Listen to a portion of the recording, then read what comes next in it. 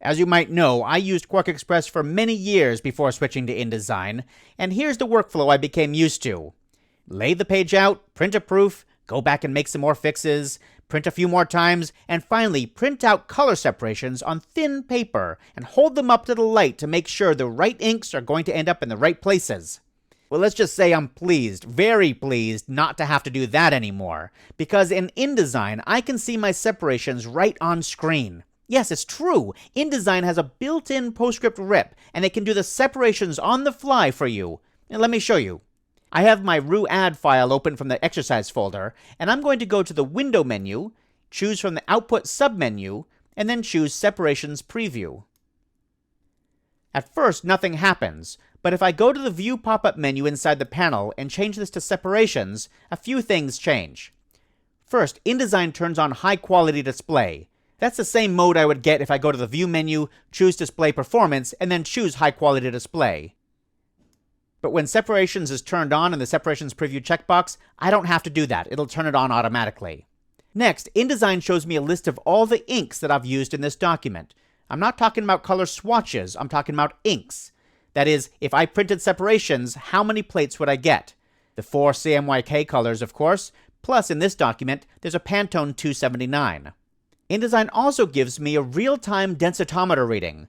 That means wherever I put my cursor in my document, the Separations Preview panel shows me the ink readings at that place. For example, in this black background, I can see in the Separations Preview dialog box that there's only 100% black, no other ink. On top of this tan color, it's about 22% magenta and 43% yellow, and some black as well. If I move my cursor on top of this blue text, I can see that that is 100% Pantone 279, no other process colors. This is amazing. Getting this kind of feedback from InDesign really helps you make sure your documents are created properly. Now, I'm a little troubled that this background is just 100% black. As you probably know, solid black ink isn't really black, it's more like charcoal gray, so this background is going to look kind of dull.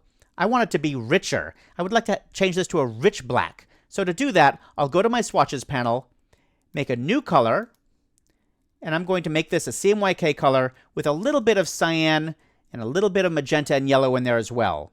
You could name it anything you want, but I like calling this Rich Black.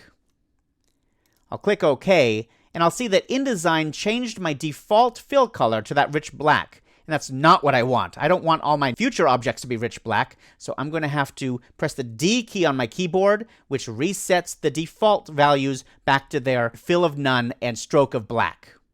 Now, I'll select that background, click on the fill icon in the swatches panel, and then make sure that's filled with rich black.